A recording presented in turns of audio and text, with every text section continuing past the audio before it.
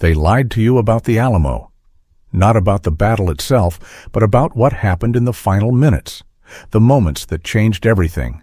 The decisions made in seconds that altered the course of history. Because one man recorded the truth. A Mexican officer who stood in the smoke and blood, watching it all unfold. And what he saw, what he carefully documented in his journal, will make you question everything you thought you knew about this legendary battle. You know the story they taught you. March 6, 1836. A small group of brave defenders surrounded by thousands. The final stand against impossible odds. Heroes dying for freedom inside a crumbling mission in Texas. It's a simple story. Clean, heroic, American. But here's what they don't teach you in school. Here's what got buried under 2 centuries of legend and mythology. A Mexican officer named José Enrique de la Peña was there, standing in the smoke, watching it unfold in real time. And he wrote down everything. The chaos, the confusion, the fear, the decisions that happened in split seconds, the moments of hesitation, the orders that should never have been given. His account reveals something historians have ignored for generations, something that makes the story messier, darker, and far more human than the legend we've been told. And by the end of this video, you'll see the Alamo through his eyes and understand why the real story is so much more complicated than the version history chose to remember. But first, hit that like button and subscribe, because what I'm about to show you changes everything you thought you knew about one of America's most famous battles. Let's go back to February 17, 1836, weeks before the assault, before the siege, before the bloodshed. Santa Anna stands before his entire army, thousands of soldiers assembled in formation. Peña is there, and he records every word of the speech, every promise, every justification. And what Santa Anna says in that moment is absolutely critical to understanding what happens next. He doesn't call the defenders soldiers. He doesn't recognize them as legitimate combatants fighting for a cause. He calls them foreign adventurers, pirates, criminals who exploited Mexico's internal weakness to steal land that didn't belong to them. He reminds his troops of Mexican blood already spilled in earlier conflicts, at Anahuac, at Goliad, at Bexar. Then he makes it absolutely clear. This isn't a negotiation. This isn't a political dispute to be resolved through diplomacy. This is punishment. This is about restoring authority and sending a message so loud, so violent, that no one would ever dare challenge Mexican sovereignty again. And here's the thing. His soldiers believed him completely. They weren't reluctant. They weren't questioning orders. Officers congratulated each other when orders came to advance. They feared missing the battle. They worried they wouldn't be among the first to engage the enemy. Death wasn't something to avoid. It was an honor, a duty, a price worth paying. There was confidence in numbers, confidence in leadership, and absolute confidence that victory was inevitable.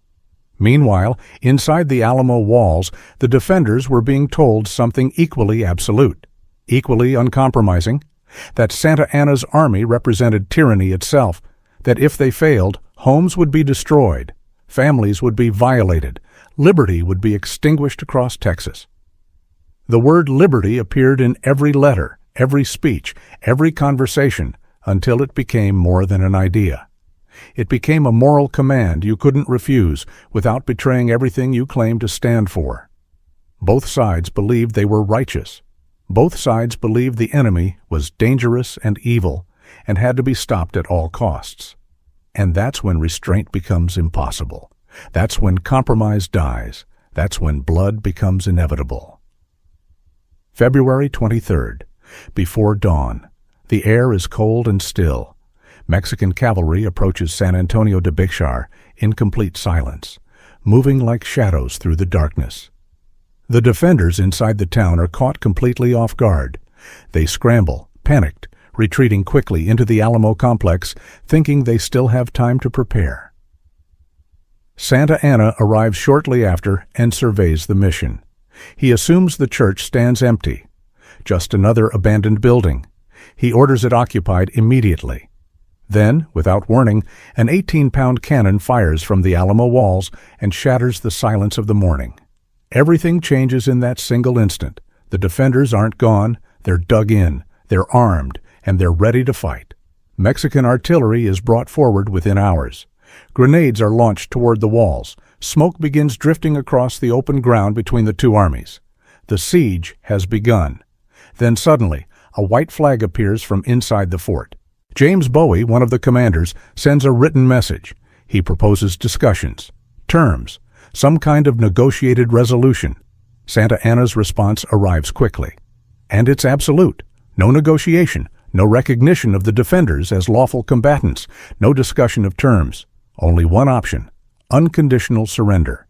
Anything less would result in death for every man inside. The message was intended to intimidate, to break their will, to make them realize the hopelessness of their situation. Instead, it had the opposite effect. It hardened resistance. William B. Travis read that response, and Peña, watching from the Mexican lines, observed the change in him. Travis understood exactly what it meant.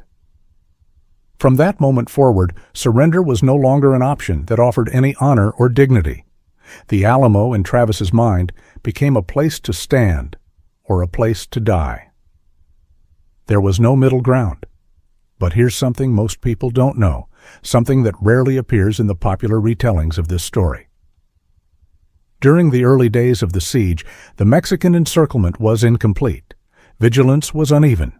There were gaps in the lines, moments of darkness when no one was watching carefully. Travis could have escaped. He could have slipped out under cover of night with his men and lived to fight another day. Peña states it plainly in his journal. The opportunity was there. It was real. It was possible. Travis didn't take it. He chose to stay, chose to make his stand in that place, with those men, under those circumstances. For 12 days, the bombardment continued, constant, relentless, day and night. Yet somehow, incredibly, not a single defender was killed during those 12 days of siege. Their flag kept flying above the walls, visible to every Mexican soldier surrounding them, a symbol of defiance, a message that said they were still there, still fighting, still refusing to surrender. But it also marked their position relentlessly. It told the enemy exactly where they were. Inside the fort, conditions deteriorated rapidly. Food dwindled to almost nothing. Ammunition was carefully rationed.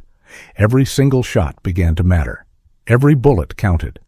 Several defenders urged Travis to surrender or at least attempt to escape while they still could. The hunger was becoming unbearable. The fatigue was crushing. The uncertainty about whether help would ever arrive was eating away at morale. On March 5th, Travis made a promise to his men. He told them that if no relief force arrived that day, if no help came, then the next morning they would either surrender to Santa Anna or they would attempt to break through the Mexican lines and escape during the night. That information somehow reached Mexican command. Peña believed Santa Anna learned about Travis's promise, and that knowledge pushed him to make a decision that would cost hundreds of lives. March 4th. A council of war meets in the Mexican camp. Several officers argue strongly, passionately against an immediate assault. They urge patience.